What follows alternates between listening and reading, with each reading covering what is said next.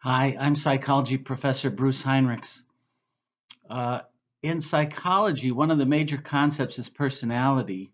And of all the concepts in psychology, personality is probably the most difficult to define and to measure. You've probably heard of the Myers-Briggs test, which it turns out is not a very good test of personality at all. It's very popular, but it does not stand up to scientific scrutiny. So one of the problems with the Myers-Briggs is it uses an approach of putting people into categories, a type approach, a typology. Psychologists usually prefer a trait approach. A trait is like a characteristic that's a dimension. You can have a small amount of it, a medium amount, a high amount, like height, for example, is a trait. So we're looking at personality traits. The problem with that is uh, sometimes personality traits overlap with one another. For example, shy and introverted, those are two traits that are very, very similar. We may as well call them the same thing. So what psychologists do is they do mathematical research to identify what are called factors. Factors are a group of traits that overlap one another, that kind of are measuring the same thing. And so in this video, I'm going to show you the most researched, the most used factor theory in psychology. It's called the Big Five, and we're going to learn about that in this video. One of the big questions we have in psychology is, are personality traits stable? Does personality stay the same over long periods of time, over your lifetime, for example? What would be the point of measuring personality if it keeps changing all the time? So we want to know if personality traits are stable. The way to find this out is to do a longitudinal study. This is a study in which you measure the same people over and over again for a long period of time. This has been done. It was done by Costa and McRae in a study that lasted 50 years. They measured people at age 25 and then measured them every 5 years or so until they were 75 years old to see which personality traits stayed stable. And it turned out about 2/3 of people had the same scores over and over and over again for that 50-year period. So there are 5 personality traits that we consider to be relatively stable. These 5 traits that stay fairly stable over a lifetime have the very cool name, the Big Five. So we call them the Big Five personality factors or personality traits. And I'm going to show you what they are next. Here are the Big Five personality factors, and there's a way to memorize them. Think of the word ocean. Just think there's 5 big oceans, and this will help you remember. O, openness to experience. C, conscientiousness. E, extraversion. A, agreeableness. N, neuroticism. I will define each of these in the rest of the video. We also have in psychology a way we measure the Big Five. It's called the NEO test that measures the Big Five, but I will show you a way you can take the Big Five for free. Okay, the first of the Big Five is openness to experience.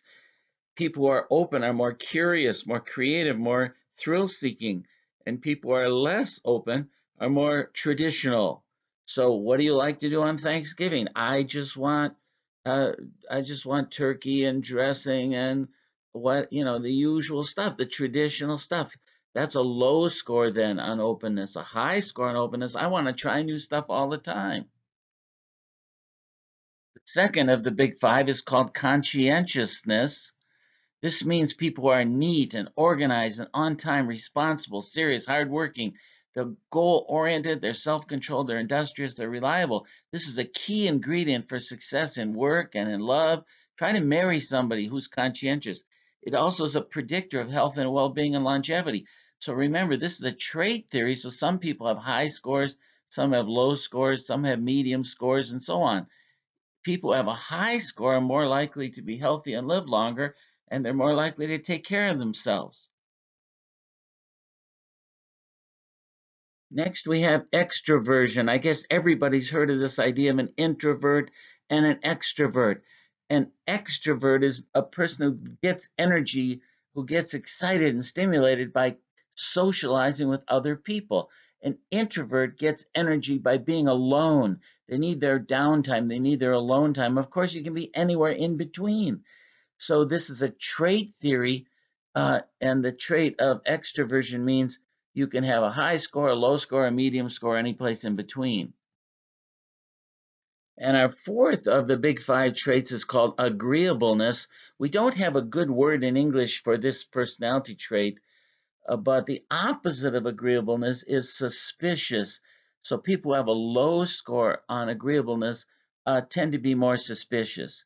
People with a high score tend to be trusting and earnest and altruistic and cooperative and modest and do well collaborating with others. That's agreeableness.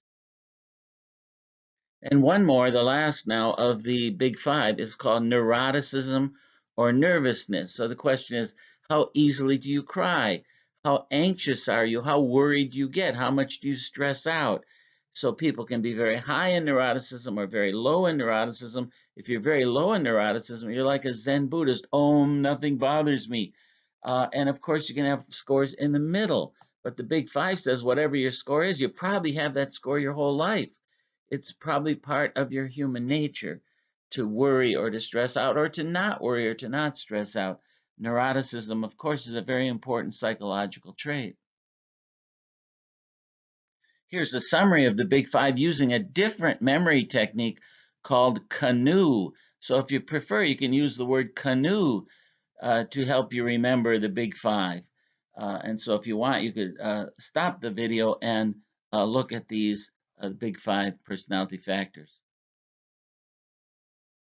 Okay, you're probably thinking, I want to find out my scores on these big five personality factors. Okay, go to a website called Outofservice.com and take the big five personality test, and you'll get a score on each of the big five.